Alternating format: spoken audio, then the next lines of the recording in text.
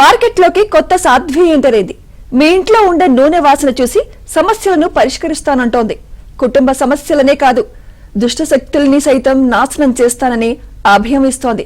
ఆమెకు భక్తులుండటం, సమస్య పరిష్కారానికి జనాలు ఆమె దగ్గరకు వెళ్లడం మరింత విడ్డూరంగా ఉంది. జనాలకు లాజిక్ కాదు, మ్యాజిక్ అంటేనే ఇష్టమని చెప్పడానికి ఇది మరో నిదర్శనం. आपके घर में तंत्र किया हुआ है जी?